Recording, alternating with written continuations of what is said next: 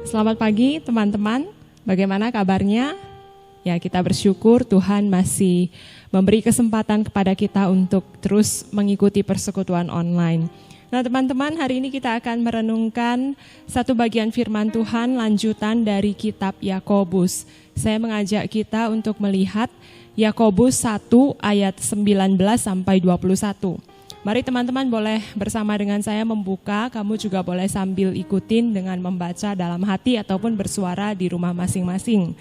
Yakobus 1 ayat 19 sampai 21, beginilah firman Tuhan. Hai saudara-saudara yang kukasihi, ingatlah hal ini.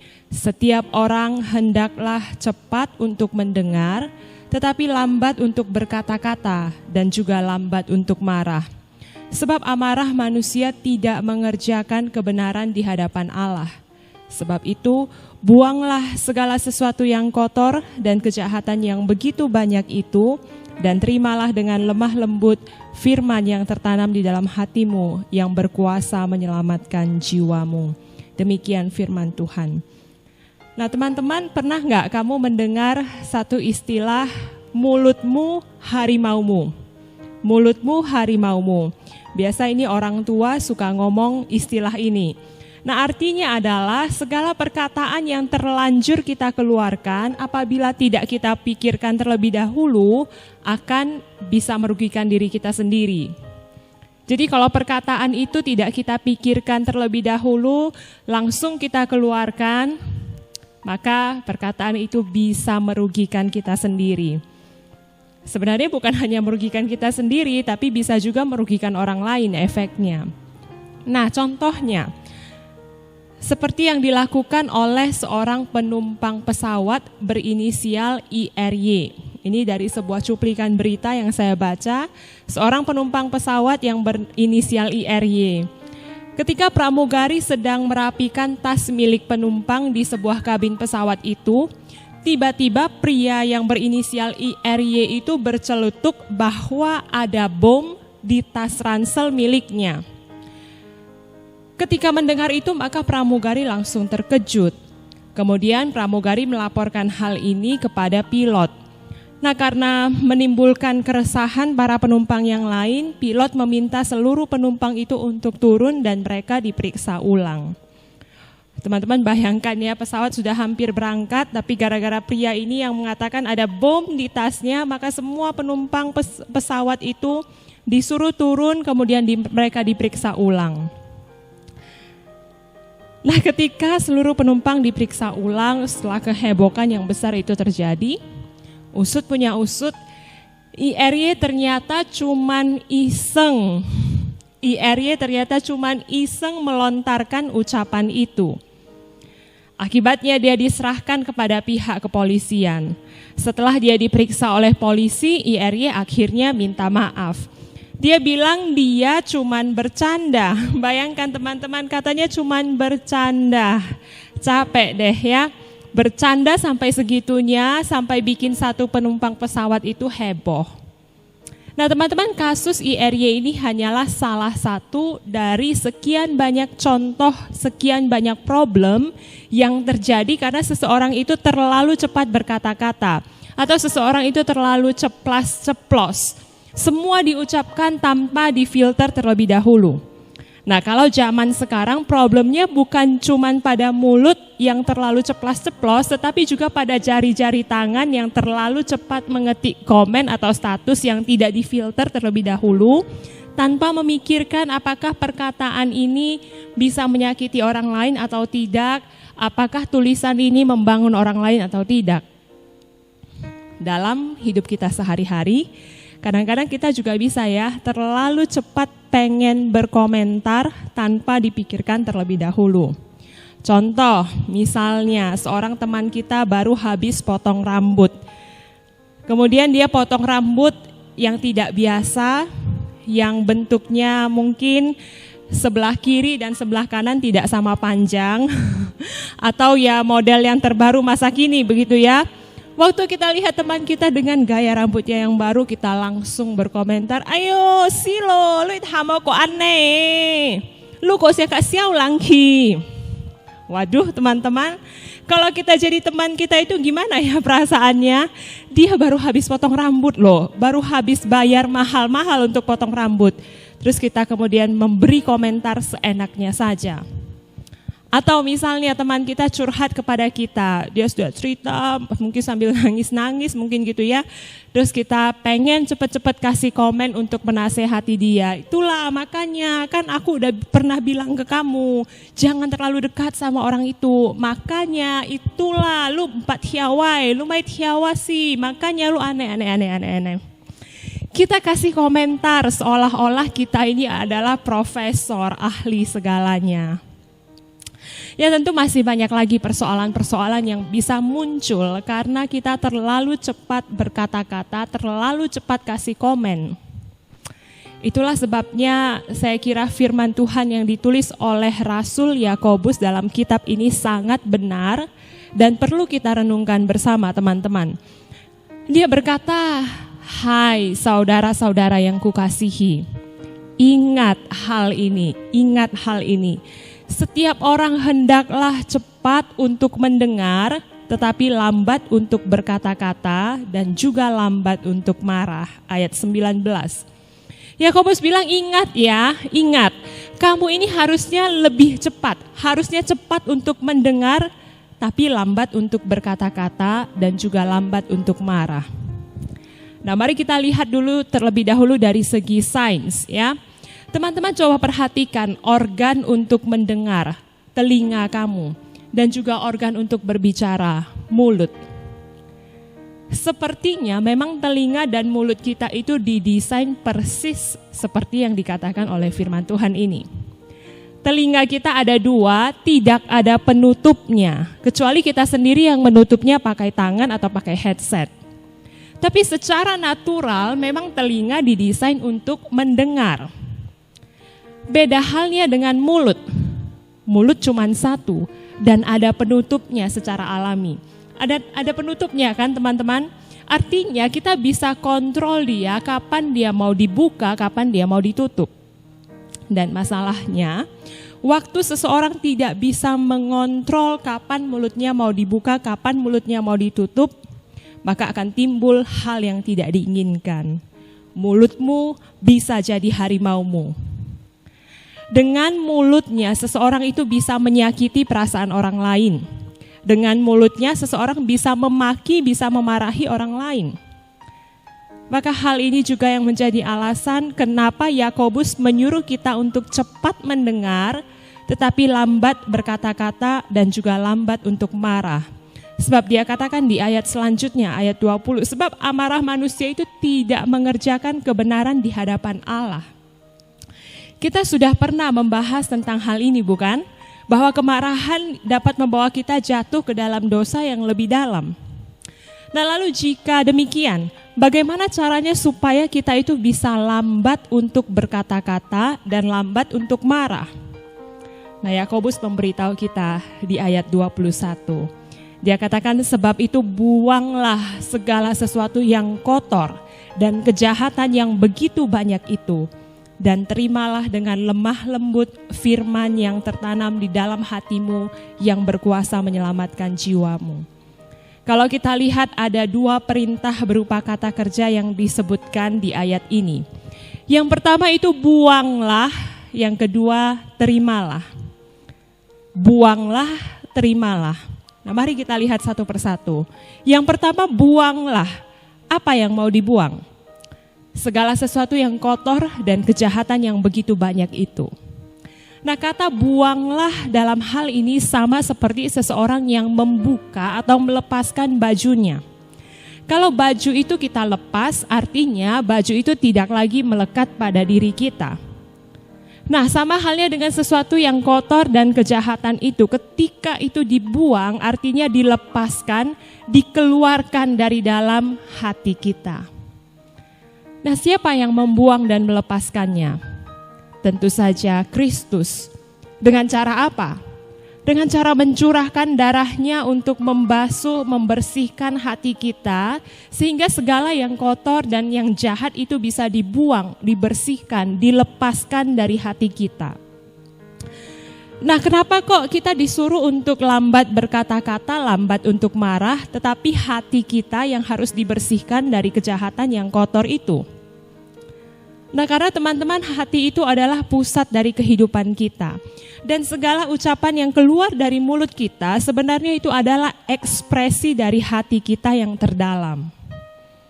Apa yang kita ucapkan itu sebenarnya keluar dari dalam hati kita. Itu sebabnya ada orang yang ceplas-ceplos. Ceplas-ceplos itu artinya dia bisa ngomong langsung tanpa dipikir terlebih dahulu apapun dia mau omongin. Sembarangan ngomong, semua bisa diomong, semuanya bisa diomongin. Nah, kenapa orang bisa ngomong tanpa dipikir terlebih dahulu? Langsung keluar saja, begitu saja ya. Nah, karena omongan itu bisa keluar dari secara natural dari ekspresi hati. Maka Yakobus berkata Yakobus menasehatkan supaya kita itu bisa lambat untuk berkata-kata, maka yang kotor dan jahat itu perlu dibuang terlebih dahulu. Dan thanks God, puji Tuhan ya, bahwa melalui Kristus Allah telah membersihkan hati setiap kita yang percaya kepadanya. Sehingga kita sekarang punya hati yang baru dan bersih. Hati yang baru dan bersih itu perlu tetap dijaga supaya ya sama seperti misalnya barang kita. Kalau kita punya sesuatu yang baru, HP baru atau tas baru misalnya, kita perlu jaga dan rawat supaya dia tetap awet dan bersih. Kalau tidak dia bisa cepat rusak atau kotor. Dan cara menjaga supaya hati itu tetap bersih adalah dengan menanamkan firman Allah di dalam hati kita. Maka sebab itu kalau yang pertama tadi, buanglah yang kotor dan jahat itu dari dalam hatimu. Yang kedua Yakobus katakan terimalah. Terimalah dengan lemah lembut firman yang tertanam di dalam hatimu. Bagaimana firman itu bisa tertanam di dalam hati kita? Dari mendengar, teman-teman. Dari mendengar firman. Kita sudah pernah bahas ini kan, orang yang mendengar firman Tuhan dengan baik dan menerimanya serta melakukannya itu sama dengan benih yang ditabur pada lahan yang subur. Ketika benih firman Tuhan itu ditanam di dalam hati kita, kita perlu menerimanya dengan lemah lembut. Lemah lembut artinya bersedia untuk tunduk dan dipimpin. Ketika firman Tuhan mengingatkan kita akan suatu hal, kita perlu bersedia untuk taat. Waktu firman Tuhan menegur kita, kita perlu dengan ketundukan belajar untuk menaatinya. Teman-teman, ketika hati kita itu ditanam oleh firman Tuhan dan kita mau menerima firman itu, bisa dibayangkan apa yang akan menjadi outputnya. Kalau tadi hati kita itu adalah sumber kehidupan kita, hati kita itu terpancar lewat segala hal yang kita lakukan termasuk lewat perkataan kita. Nah, sekarang kalau hati itu sudah bersih, sudah dibuang dari yang kotor dan yang jahat, dan sekarang ditanam oleh firman Tuhan dan kita mau dengan lemah lembut menerimanya, teman-teman bisa bayangkan apa yang akan menjadi outputnya. Ucapan seperti apa yang akan keluar dari mulut orang yang hatinya sudah dipenuhi dengan firman Tuhan ini. Pasti adalah ucapan yang membangun dan sedap didengar. Yang baik, yang penuh hikmat, bukan? Kalau seseorang lagi senang, hatinya sedang berbunga-bunga, pasti bawaannya dia pengen senyum-senyum dan pengen nyanyi kan? Kamu pernah nggak mengalami itu ketika kamu lagi bunga-bunga gitu ya, lagi senang, kayaknya bawaannya pengen nyanyi lagu aja, entah lagu apapun itu ya, entah misalnya suara kita juga pas-pasan, tapi kita bawaannya pengen nyanyi aja. Tapi kalau hatinya lagi bad mood, pasti bawaannya pengen marahin orang, senggol sedikit bacok gitu ya. Kalau hatinya lagi bad mood, orang ngomong apa aja kita kelihatannya itu sangat annoying, sangat bikin kita kesel gitu. Karena yang salah memang di dalam diri kita. Nah, makanya teman-teman, Rasul Paulus juga katakan di Filipi 4 ayat 8, jadi akhirnya saudara-saudara, semua yang benar, semua yang mulia, semua yang adil, semua yang suci, semua yang manis, semua yang sedap didengar, semua yang disebut kebajikan dan patut dipuji. pikirkanlah semuanya itu. Pikirkanlah semua hal yang seperti itu, tanamkan di dalam hatimu dan terimalah. Maka kamu akan belajar untuk menerapkan hikmat Allah itu di dalam perkataan yang kita keluarkan. Yakobus berkata bahwa firman yang tertanam di dalam hati kita itu berkuasa untuk menyelamatkan jiwa kita. Artinya, firman Allah yang hidup itu berkuasa untuk memimpin kita hidup di dalam kebenaran Allah. Firman Allah yang tertanam di dalam hati kita itu berkuasa untuk memimpin kita mengucapkan kata-kata yang penuh hikmat, kata-kata yang membangun orang lain, kata-kata yang keluar secara natural yang menunjukkan bahwa kita ini adalah anak-anak Allah. Karena firman Tuhan itu tertanam di dalam hati kita dan kita mau dengan tunduk, dengan lemah lembut menerimanya. Maka kunci utamanya adalah tanamkan firman Tuhan di dalam hatimu, teman-teman. Tidak ada cara lain selain menanamkan firman Tuhan itu dalam hatimu. Dengan cara apa? Mendengar firman, membaca, mendengarnya. Nah, mari kita belajar untuk mengontrol perkataan kita, untuk lambat berkata-kata dengan mendengar firman, menanamkannya dalam hati kita dan menerima firman itu. Mari belajar untuk cepat mendengar, tetapi lambat untuk berkata-kata. Setiap kali kamu ingin merespon temanmu yang sedang curhat denganmu, jangan langsung ceplas-ceplos. Setiap kali kamu mendengar temanmu sedang curhat, berdoalah minta hikmat Tuhan untuk menuntun kamu apa yang harusnya saya sampaikan kepada dia. Jangan buru-buru ingin menjawab. Kadang-kadang orang datang cerita kepada kita, mungkin dia itu cuma ingin didengar. Dia tidak minta solusi dari kita. Solusinya mungkin dia sendiri juga sudah tahu. Maka jangan cepat-cepat meresponsnya. Dan kalaupun teman kita itu minta solusi dari kita, mari minta kepada Tuhan supaya Tuhan bisa memberikan kamu kepekaan, memberikan kamu hikmat untuk kamu boleh tahu, habis ini saya mau ngomong apa ke dia Tuhan. Ketika kita hendak berkomentar tentang sesuatu, jangan terburu-buru. Waktu kita lihat postingan di sosial media, kita lihat mungkin para selebgram atau influencer itu ya mungkin posting sesuatu, jangan buru-buru kasih komentar, apalagi komentar yang negatif. Minta hikmat Tuhan dan tanyakan, apakah komentar saya ini bisa membangun, berguna, atau hanya akan menimbulkan perpecahan, kebencian, atau sakit hati. Waktu hatimu sedang marah, jangan buru-buru mengeluarkan kata atau kalimat yang bisa menyakiti seseorang. Jangan sampai kita menyesal dengan perkataan yang kita keluarkan. Jangan sampai mulut kita itu menjadi harimau kita. Teman-teman lihat odol ini. Untuk memencet odol ini keluar sangat gampang kan?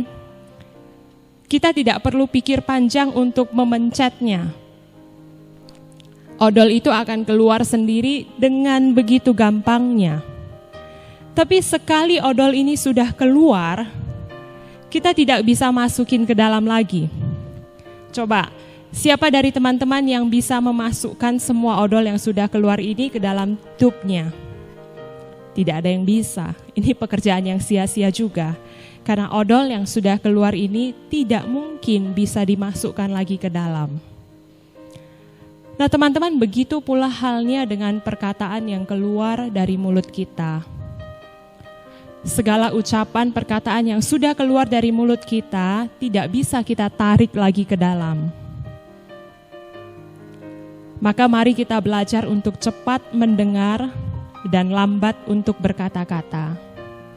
Dan ketika kita berkata-kata, kiranya perkataan yang keluar dari mulut kita itu adalah perkataan hikmat yang berkenan di hadapan Tuhan, yang menunjukkan bahwa kita ini adalah anak-anak Tuhan yang sudah ditebus, yang dibersihkan dengan darahnya yang mahal.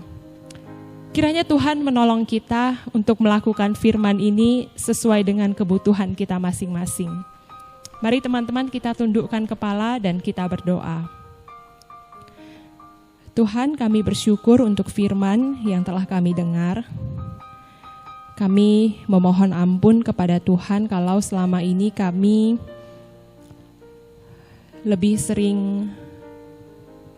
cepat untuk berkata-kata daripada mendengar.